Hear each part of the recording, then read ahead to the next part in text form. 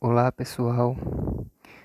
Dando continuidade aos estudos literários, aos estudos da literatura propriamente dita, a gente vai continuar analisando um pouquinho do pré-modernismo, lembrando que o pré-modernismo ele não vai ser uma escola literária, ele vai ser um período de transição onde alguns autores eles já apresentavam temáticas modernistas, certo? Temáticas essas e características essas que vão ser amadurecidas com a ascensão, com a apresentação da Semana de Arte Moderna lá em 22, que a gente vai ver na sequência, tá certo? Então, lembrando, pré-modernismo não é uma escola literária, é um período de transição. Na semana atrasada a gente viu um pouquinho sobre Lima Barreto e a Lima Barreto não, desculpa, sobre Euclides da Cunha e a obra Os Sertões, correto? Então, a partir de hoje a gente vai estar vendo um pouquinho sobre Lima Barreto, que é outro autor pré-modernista. Como vocês estão vendo aí na tela, ele vai nascer em 1881 e falecer em 1922, relativamente jovem, muito jovem na verdade. Era descendente de escravos, sofreu preconceito racial por toda a sua vida. Pertencente à classe média suburbana, Lima buscou retratar em suas obras literárias o cotidiano dessa classe. Então, quais são as inovações que Lima Barreto ele vai trazer para o meio literário? Começando pela sua condição racial. Imaginem, pessoal, se em pleno século XXI o racismo ainda é uma prática, mesmo sendo uma prática vergonhosa, mas ainda existe. Imagine vocês no início do século XX, onde a abolição havia acontecido há pouco tempo. Então o racismo ele estava muito vivo. Então a partir do momento em que uma pessoa de origem afro, digamos assim, adentra no mundo literário, isso vai sofrer uma rejeição muito grande por parte dos intelectuais da época. Então Lima Barreto ele vai sofrer na pele todo esse preconceito contra os negros, certo? E o interessante de Lima Barreto, como vocês já podem ver aqui nesse post, nesse primeiro slide, é que ele vai retratar esse cotidiano, esses interesses da classe média, da classe suburbana, classe essa que ele fazia parte. Então, a partir daí, a gente vai ter o quê? A gente vai ter o retrato de camadas mais populares na literatura. A gente teve isso em escolas passadas como naturalismo, com a Luiz de Azevedo no livro O Cortiço. Mas até então a gente tinha poucas obras com esse viés. Então Lima Barreto ele vai suscitar esse tratamento de camadas mais populares na literatura e isso vai ser amplamente realizado na sequência com o modernismo. Tá certo, pessoal? Então continuando. Quais são as principais obras e características desse autor? A gente vai ter a primeira obra publicada dele, Recordações do Escrivão Isaías Caminha, O Triste Fim de Policarpo Quaresma, que é a obra-prima do autor, hoje é um clássico, é cobrado aí em muitos vestibulares do país, e a gente vai ter também Clara dos Anjos, que é uma obra póstuma, ou seja, foi publicada após a sua morte. E que características essas obras elas traziam, elas apresentavam? ênfase nas camadas mais populares da população suburbana carioca. Como eu já falei, ele vai tratar essa classe suburbana até então totalmente, é, totalmente esquecida, vamos dizer assim, pela elite literária. Uma linguagem simples, fora dos padrões acadêmicos vigentes. Então observe como Lima Barreto ele vai ser usado para a época. Em uma época em que se primava uma linguagem amplamente correta, amplamente estrita aos padrões estéticos gramaticais, ele vai trazer essa forma mais maleável de utilizar a língua. Para quê? Para que se tornasse mais próximo o falar dos personagens com a sua condição de vida, certo? E isso vai ser amplamente difundido no modernismo. Então, a gente já pode observar que muitas das coisas que Lima Barreto vai trazer serão valorizadas depois, certo? Traços autobiográficos. O que significa traços autobiográficos, pessoal? Isso significa dizer que muitos dos personagens e das situações retratadas nos romances de Lima Barreto se assemelham com coisas que ele mesmo viveu, certo? A gente vai ter também um senso crítico sobre as relações sociais e de poder, ou seja, ele vai ser um grande crítico da sociedade carioca da época, sociedade essa muitas vezes hipócrita e velada, e ele vai fazer uma grande crítica à República. Por quê?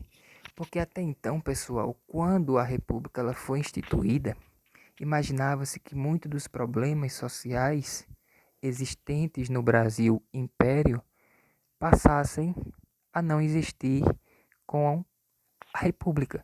Só que simplesmente isso não aconteceu. Simplesmente mudou-se o nome e o sistema, mas na prática pouca coisa mudou com relação às pessoas. A desigualdade, a injustiça, o racismo, a falta de oportunidade ao negro recém-abolido continuaram a persistir, tá certo? Então vamos falar um pouquinho dessa obra, O Triste Fim de Policarpo Quaresma. Que características a gente vai trazer esse livro, O Triste Fim de Policarpo Quaresma?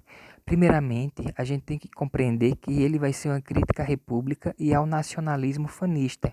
E o que é que significa nacionalismo fanista? O que seria isso, pessoal? É justamente o nacionalismo exagerado que vê o país como obra-prima, como algo perfeito, sem defeitos, como o melhor lugar a ser vivido, certo? E esse livro, pessoal, ele vai ser dividido em 3 partes. E essas 3 partes, vamos dizer assim, elas compõem toda a temática do livro. A primeira parte é justamente, antes de eu falar dessas partes, deixa eu falar para vocês um pouquinho da história desse personagem, Policarpo Quaresma. Policarpo Quaresma, pessoal, ele vai ser um nacionalismo, um nacionalista bastante exacerbado. Ele vai ver o Brasil como uma pátria perfeita, como um lugar perfeito para ser vivido. Só que não é somente dizer que ele considerava o Brasil como pátria perfeita.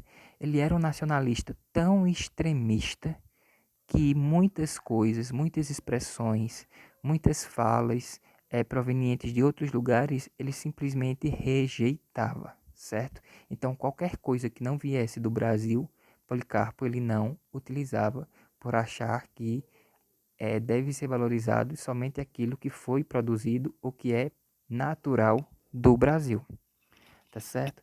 Então, na primeira parte do livro, Policarpo, que é um funcionário público, mais conhecido como Major Quaresma, ele vai fazer um projeto linguístico.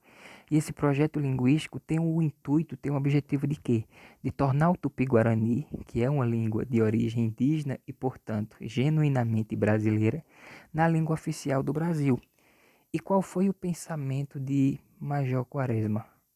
Se a gente é brasileiro, a gente deve falar uma língua genuinamente brasileira. O português, ele não é uma língua do Brasil, ele é uma língua europeia trazida pelos portugueses.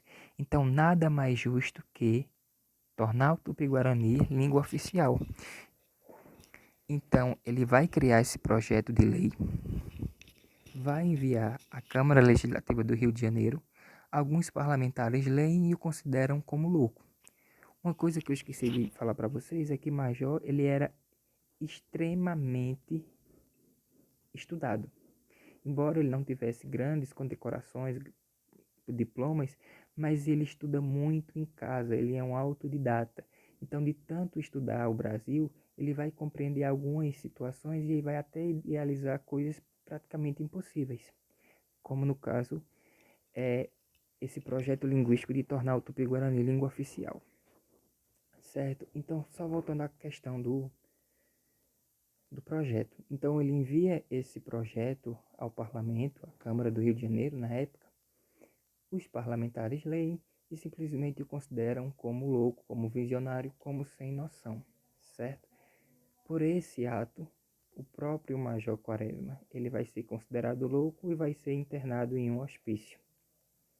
Observe que a partir daí vocês já começam mais ou menos a compreender um pouco o motivo desse título, Triste Fim de Policarpo Quaresma. Após ele sair do hospício, voltar para sua casa, voltar a morar com a sua irmã e tal, ele vai ler na sua biblioteca, os seus livros, ele vai perceber que o Brasil possui uma grande imensidade de terras férteis, de terras ideais para o plantio. Então ele vai compreender que o futuro do Brasil, o futuro dessa nação está na agricultura. Então Quaresma ele vai comprar um sítio, ele vai mudar-se para esse sítio e vai tentar viver daquilo que ele produz, do que o sítio produz. Só que o interessante é que quando ele chega ao sítio e começa a produzir, ele percebe que a coisa não era tão simples quanto se imaginava.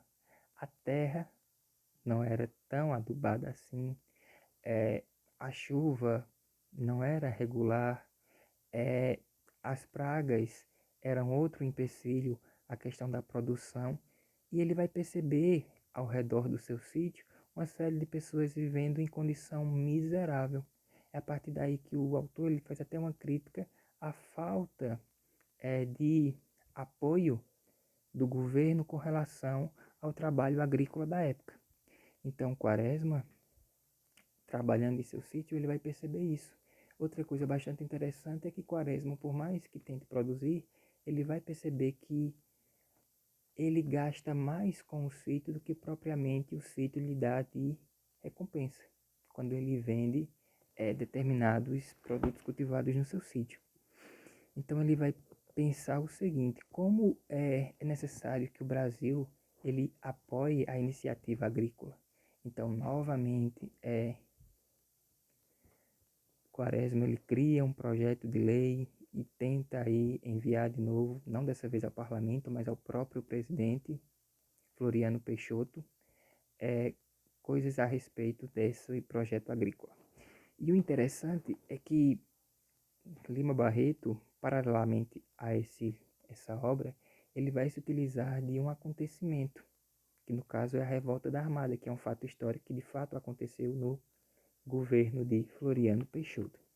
Então, eclodida a Revolta da Armada, pessoal, o que acontece?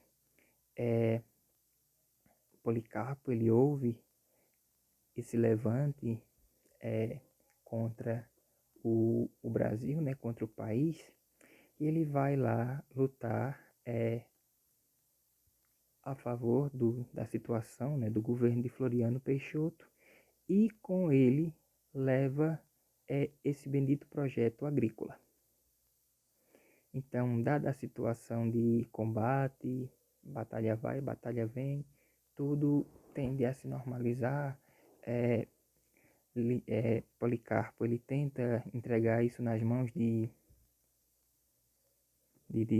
do presidente Floriano Peixoto, só que aí Floriano o considera como um visionário, como um louco, e que nada daquilo que ele escreveu no projeto tem condições de se realizar de fato.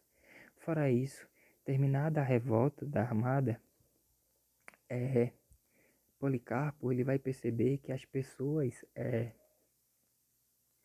que foram contra o governo, que apoiaram esse levante contra o Floriano Peixoto, vão ser extremamente, como é que eu posso dizer, sacrificadas. São torturadas e uma série de coisas vai acontecer com esses revoltosos. Então, Policarpo, ele vai tomar partido dessas pessoas, vai falar, tentar defender essas pessoas, dizendo que por mais que eles tivessem errado, que tivessem lutado contra o governo, eles não deveriam receber um tratamento tão desumano como ele estava recebendo. E o interessante é que a partir do momento em que ele vai fazer essa reivindicação em nome dessas pessoas, o próprio Quaresma, que lutou a favor de Floriano Peixoto, também vai ser considerado como um traidor da pátria. E por esse motivo é preso. Então observe que a sua vida, no modo geral, foi o que? Defender a pátria, e essa mesma pátria o joga na cadeia. E muito mais do que jogar na cadeia, ele vai ser condenado à morte, à execução. Então observe que o livro é justamente uma sátira àqueles que defendem o Brasil. Observe que na figura de Major Quaresma, Lima Barreto, ele retrata que a defesa de uma república mal instaurada o leva o quê? À morte. Certo? Então, observe aqui um trecho já no finalzinho do livro, onde o narrador traz algumas reflexões da vida de Quaresma. Desde 18 anos, que o tal patriotismo lhe absorvia e por ele lhe fizera a tolice de estudar inutilidades. Lembrando, Quaresma ele estudava tudo que se referia ao Brasil, seja na língua, nos costumes, uma série de coisas. Que lhe importavam os rios? Eram grandes? Pois que fossem. Em que contribuiria para a felicidade saber o nome dos heróis do Brasil? Em nada. O importante é que ele tivesse sido feliz. Foi? Não. Lembrou-se das coisas do tupi, do folclore, de suas tentativas agrícolas. Restava disso tudo em sua alma uma satisfação? Nenhuma, nenhuma. O tupi encontrou a incredulidade geral, o riso, a mofa, o escárnio e levou à loucura, uma decepção. E a agricultura? Nada. As terras não eram ferazes e ela não era tão fácil, como diziam os livros. Outra decepção. E quando seu patriotismo se fizera combatente, o que achara? Decepções. Onde estava a doçura de nossa gente? Pois ele não a viu combater como feras? Pois não havia matar os prisioneiros inúmeros? Outra decepção. A sua vida era uma decepção, uma série melhor, um encadeamento de decepções.